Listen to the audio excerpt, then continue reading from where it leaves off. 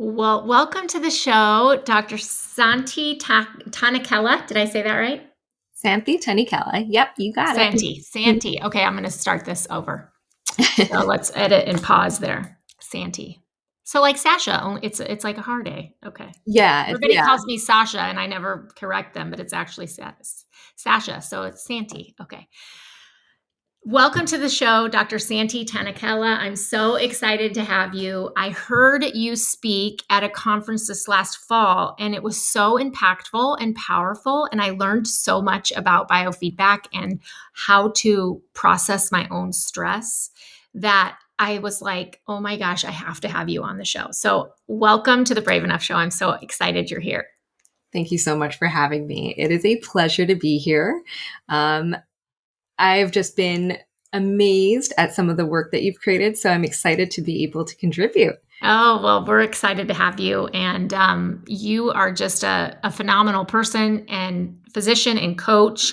And I'm really interested in just telling our audience a little bit about how you went from being a board certified pediatrician to learning this kind of integrative medicine and then also becoming a coach. Like, can you tell us a little about the journey of how you changed and pivoted?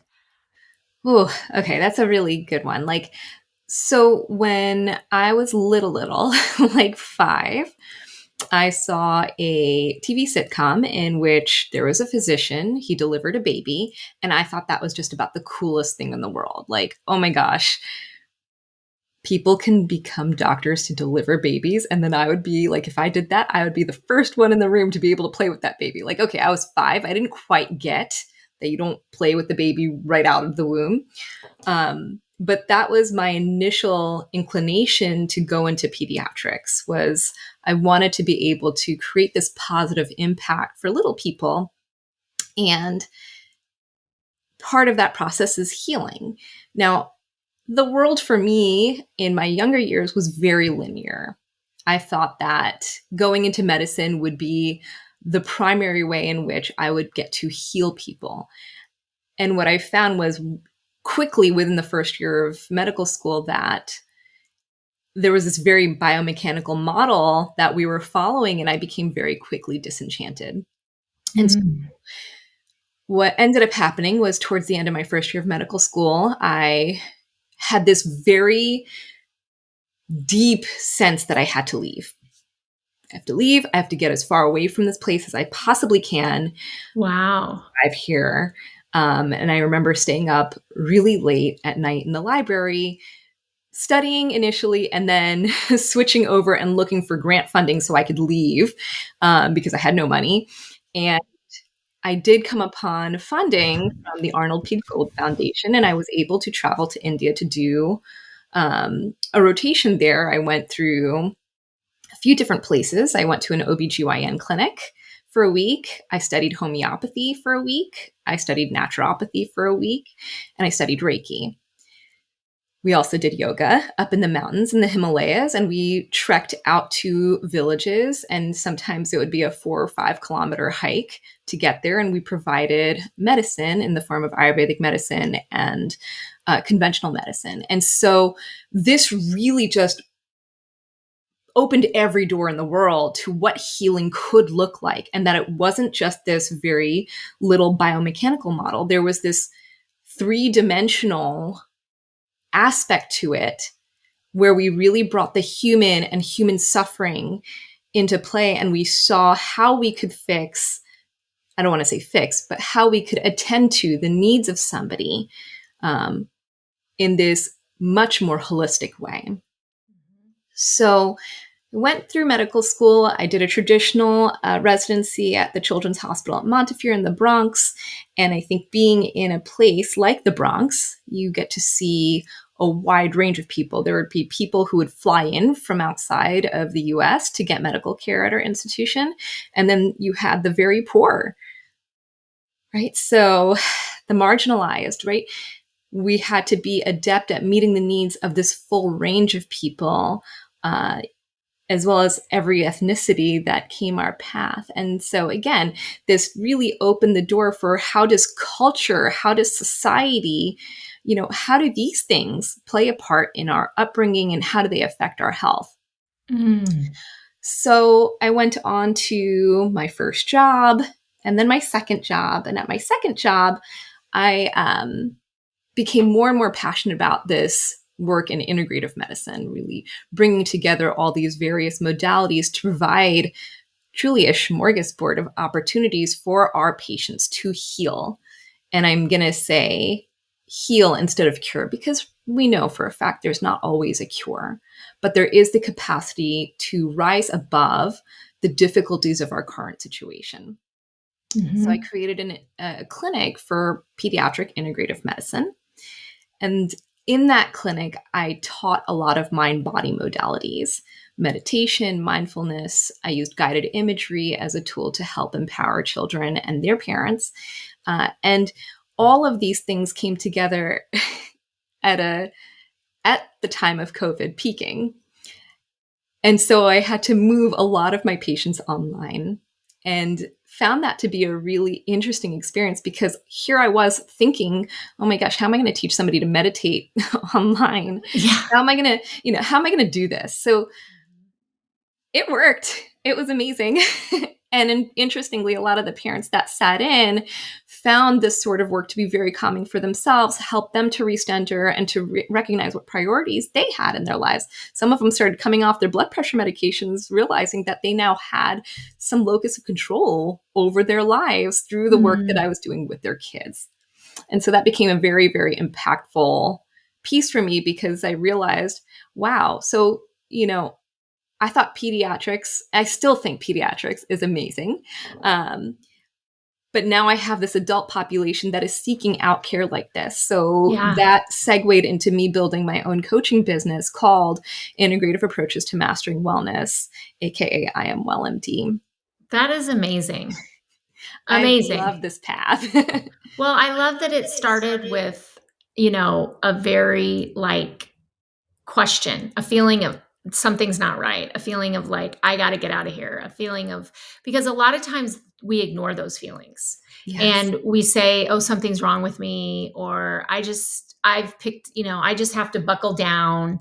And yet I know for myself, like the biggest times that like the most impactful things I've done in my life that I think hopefully will impact others for a long time have come from discomfort in myself, have come from me going questioning something or going like, this doesn't feel right, or there has to be a better way, a different way, for me to be in medicine, or for me to be a working mom, or for me to be find joy in my life. And not ignoring those questions and not ignoring those kind of difficult times and doubting yourself, those can be lead to such impactful moments of change in your life if you're willing to kind of see it through. And obviously you didn't know back when you did that as a medical student that where you would be now, but you knew it was something different. You were craving something different and a different way for patients, which is incredible that you've created all of this. You have a clinic, you help patients, and now not just them, but their families and their parents. And so, why I wanted to have you on today specifically was because I know you're an expert in this, and I know that you teach a lot of biofeedback and tools that people can use in the moment of stress and understanding what stress does to your body and just being aware of what stress does in your body. And when I heard you talk, I remember thinking, oh my gosh, I want her to come on the show because we're doing this whole season on personalities and different personalities and the diversity of how we're made and created and how we show up in the world and how we see the world is not at all like the person sitting next to us sees the world, and that's actually a good thing. Like it's good. I know it's hard. We live in divisive times and everybody wants to be divisive, but if you kind of step back, having diverse thoughts and the way that we process information not being all the same is actually really good, and can bring creativity and innovation and lots of things to our workspaces and even our families if we allow it. But it also comes with stress sometimes, right? So I think if anybody is listening, you could probably think of one or two people that you probably have to get along with to accomplish your goals every day, whether it's in their clinic or a hospital setting, or whether it's in a office setting, or you're in industry, or even in your family unit.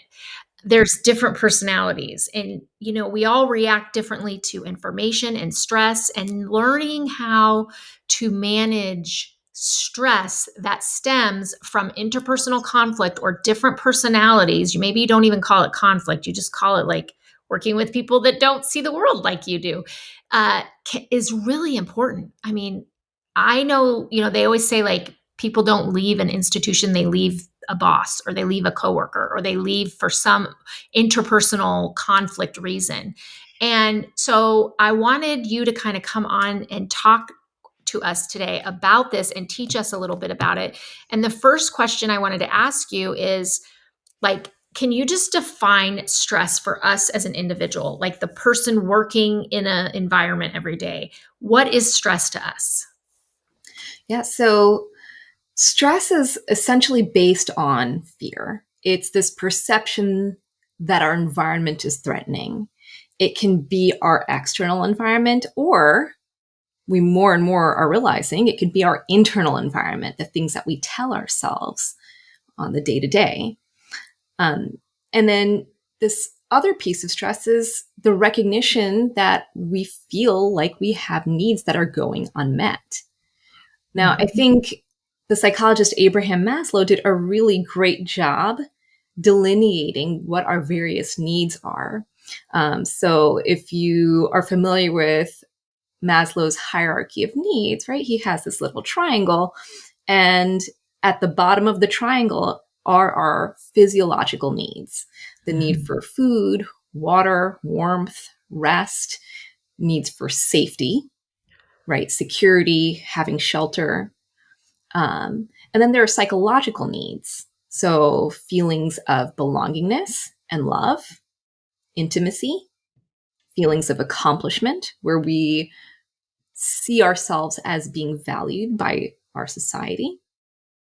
And then lastly, once all those needs are met, we have the need for self-fulfillment or self-actualization, the desire to achieve one's full potential, including creative activities.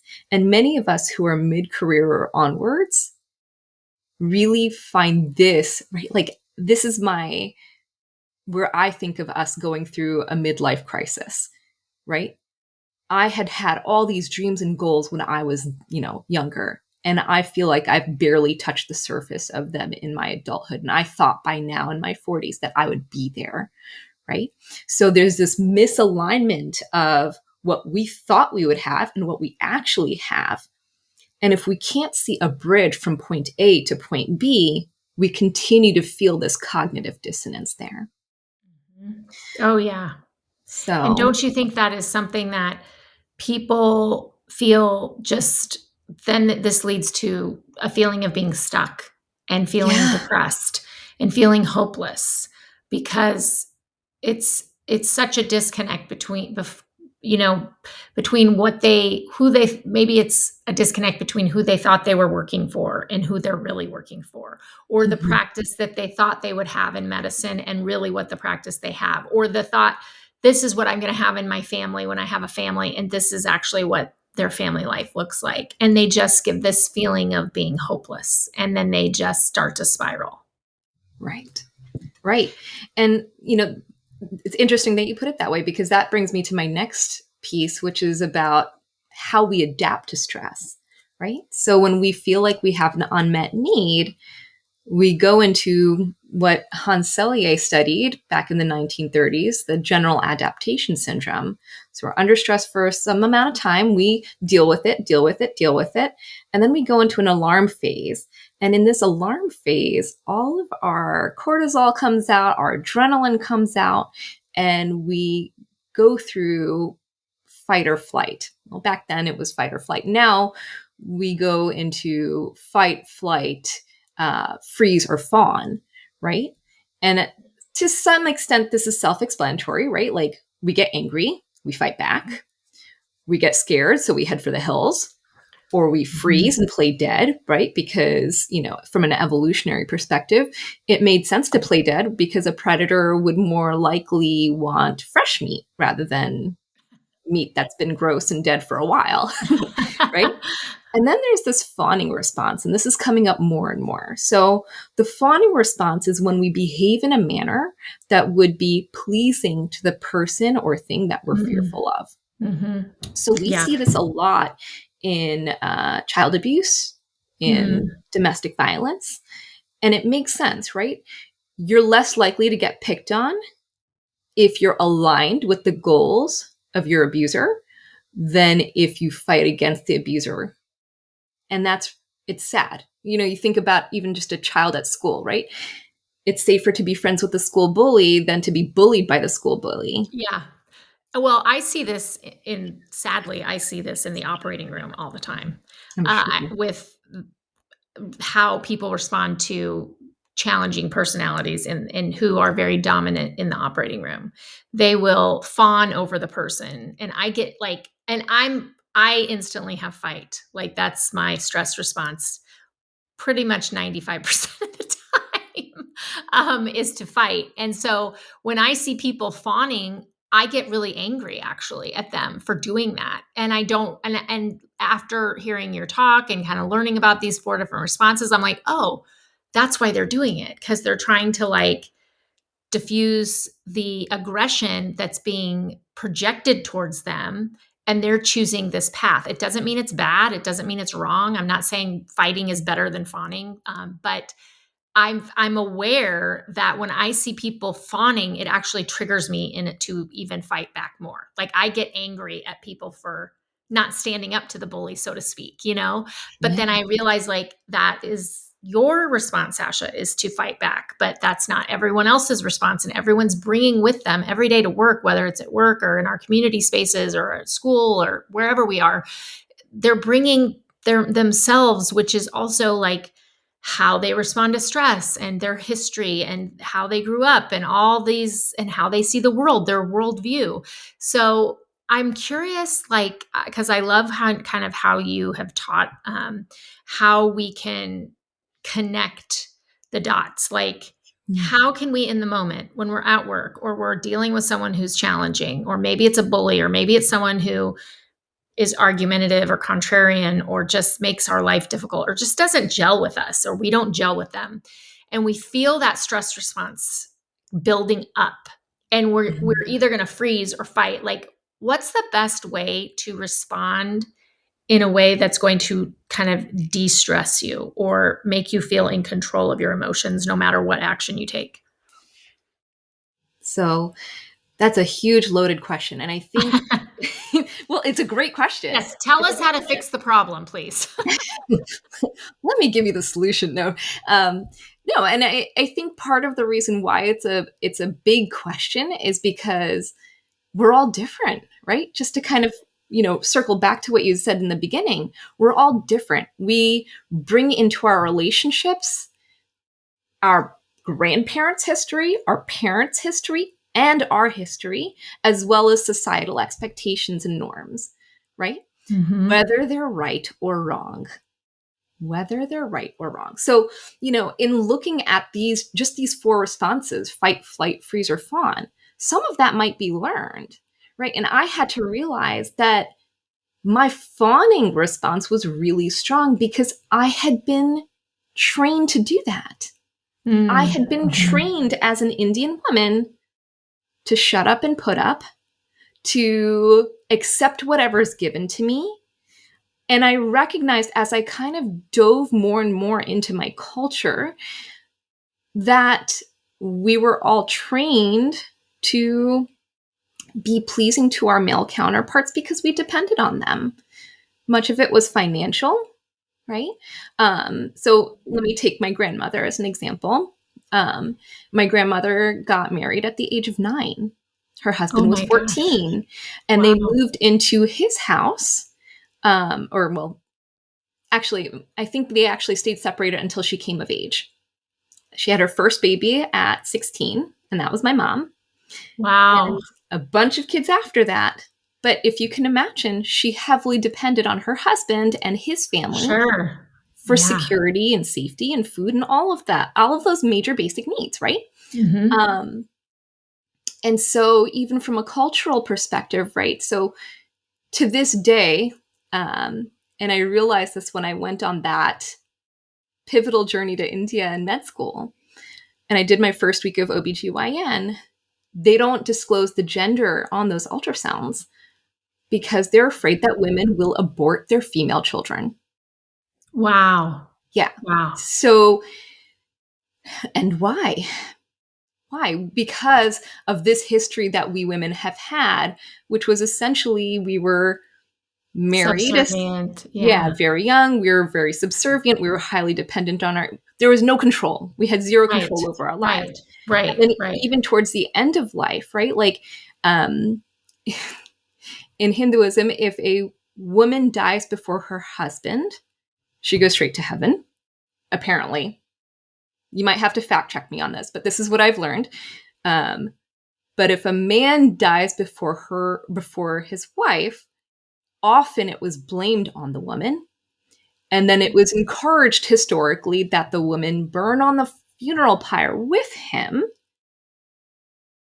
so that she wouldn't be stigmatized afterwards. Because how was she going to survive? Now she doesn't have Right. a husband. She's The been shunned basic from her community. needs. Yeah. Yeah. What do these women Yeah. do? Yeah. So all this to say, right? Like our cultures and our upbringings have a lot to inform us on how we respond to stressors and how we respond when someone, especially in our most intimate of worlds, right, in our immediate circles, our family members or our closest friends, it informs our response. So part number one is get to know yourself. Start Yeah. jotting Yeah. down these patterns of behavior that Hmm. you engage in, because right now you might not see it. And then, Hmm. like once you've actually shifted your awareness to that, you can say, oh, that's what I've been doing. Yeah. And I love how, like, I have learned that because I have such a fight response, and that is where my brain goes intuitively. Like, I don't even have to think about it. Like, it just goes there. That I have to do the opposite, really. I have to really work to be mindful that when someone is approaching me, or someone's asking a question, or someone is inquiring about something, my first response is defense and fight. And that's my default. And yet, a lot of times, people are just asking out of curiosity, or they want me to teach them something. I think that they're questioning me. And part of Mm. that is just being a woman and growing up in a male dominated environment and being questioned. That then, when you are questioned, just someone's just wanting information, maybe they're questioning what I'm doing because they want to learn.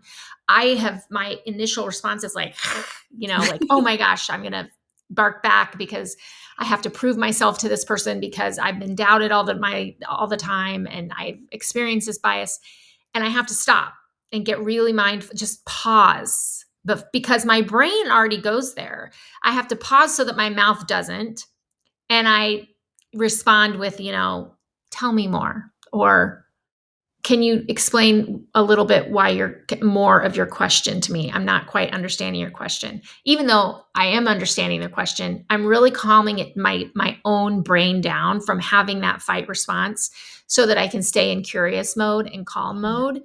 But I've had to learn how to do that. And it still isn't automatic for me.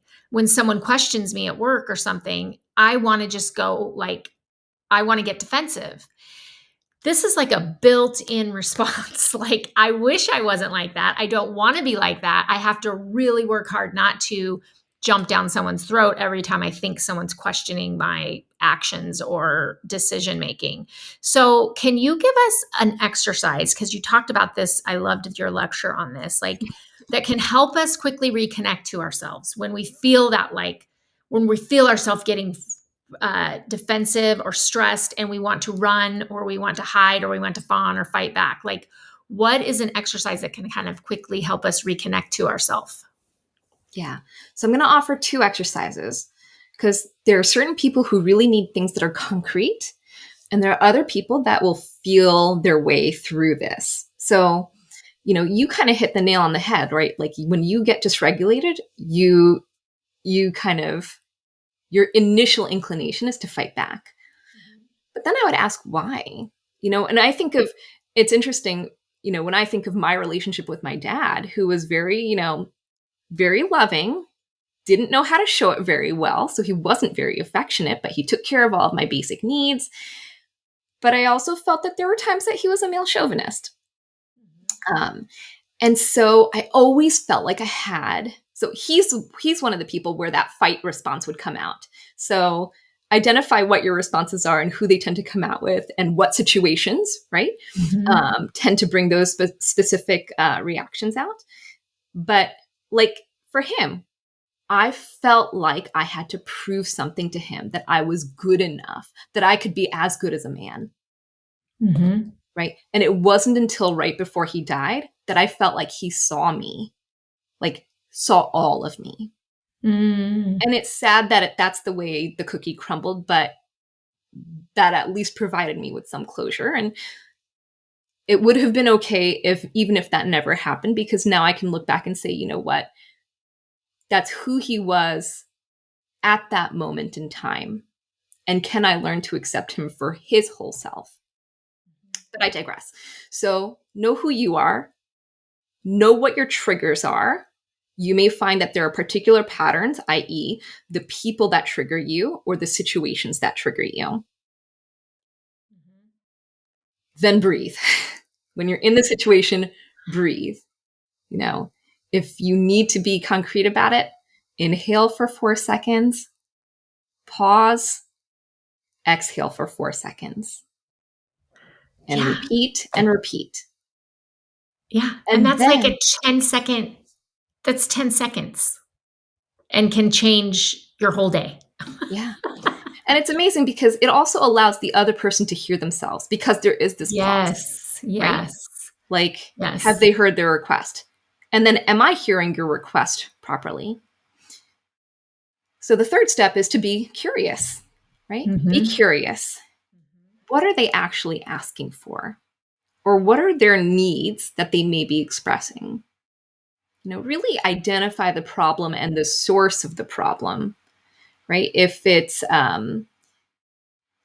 if it comes off as inflammatory from the other person, question as to why it may be that they're coming at you with such strong emotions. It may be that the other person feels lonely or misunderstood or hungry or sleep deprived, right? It could be something really basic, right? And it may not have anything to do with you. It could be that they came to work after like their kid vomited all over the floor and then stepped in it and walked across the carpet, right? Like it could be something so, to us, minute, but for them, it's like, oh, now I know when I come home from work, I'm still going to have to clean up that mess and it's going to be crusty and gross and smell, right? Like, this is real life, right? Yeah. The next step is to be, after you've kind of established what the priorities are, what the problems are, is to then be solution oriented, and when you find yourself getting off track and you're going back to the problem, gently, kindly, compassionately bring yourself back to what potential solutions there might be to help fix the problem. Yeah. And then the last step would be to pick out mutually one solution that you guys can work on and then map out what that would look like. So, use your SMART goals. Be specific, make it measurable, achievable, relevant, and time-bound. And that way, it is a decision made between the two of you. It is very concrete and clear, and we know now what the expectations are of one another. And knowing, I think that, like, just the first part of what you said about, did I actually hear the person in their request properly, and giving them that pause. When you pause, it gives people a chance to say, what I meant was, or I'm sorry, I didn't mean to come at you that way. Or because I've learned that, like, a lot of the time when I say,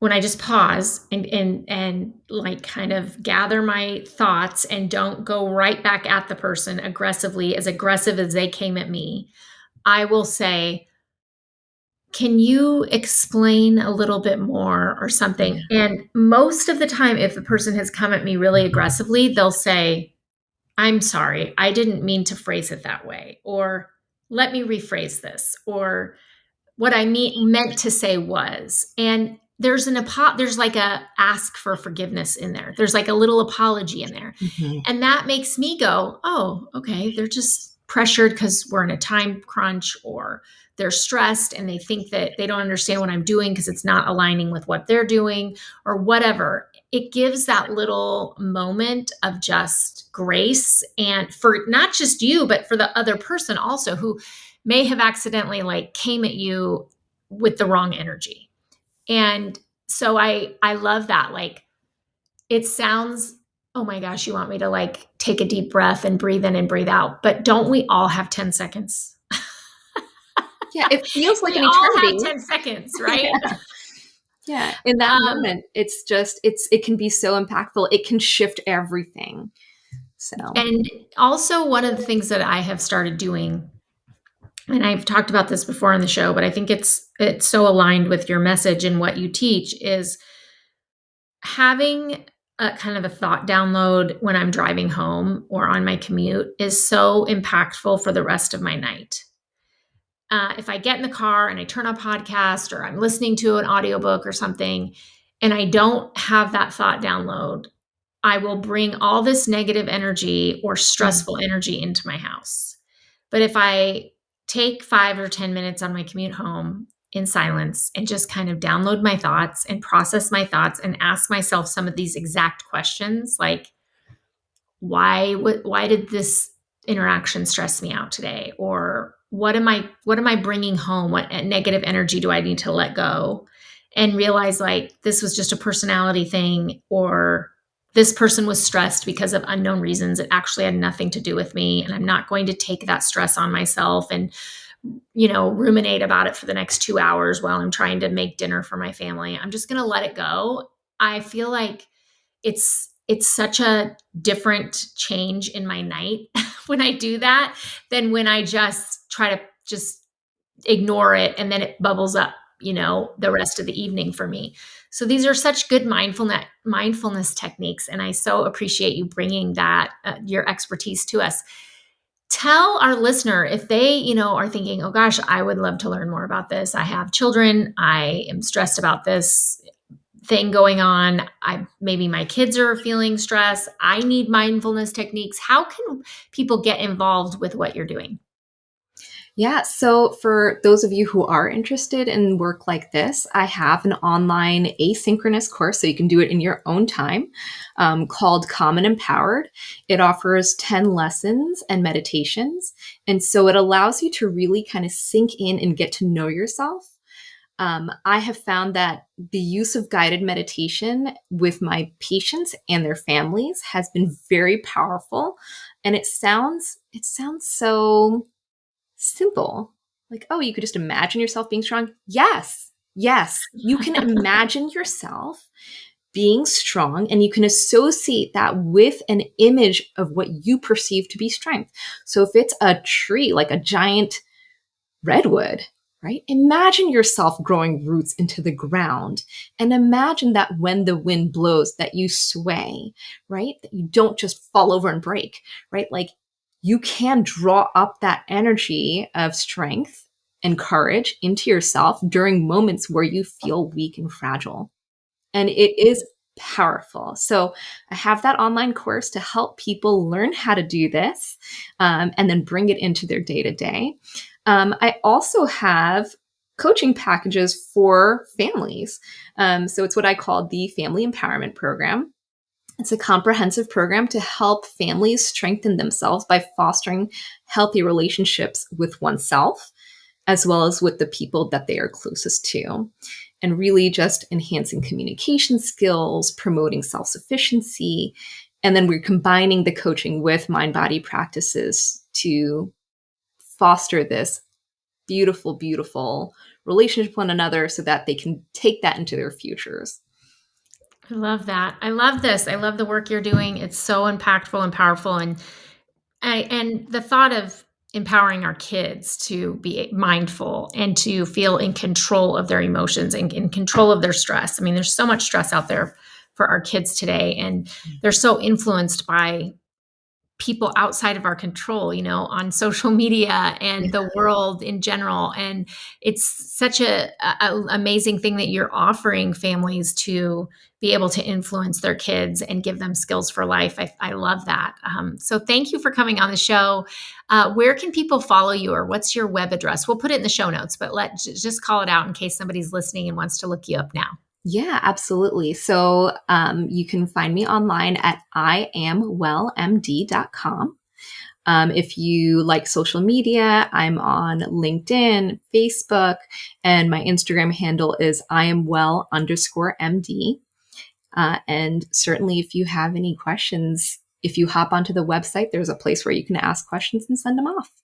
I love that. Thank you so much for joining us today. And I hope that you all enjoyed this fabulous session and that you will remember to pause, remember to inhale, remember to exhale, and just stay in that curious mindset, and then do the debrief with yourself. Or if it's in conflict with another person, or you've had that interaction with someone else, do the debrief with them and just stay curious. Thank you so much again for coming on. Thank you so much for having me. I appreciate it.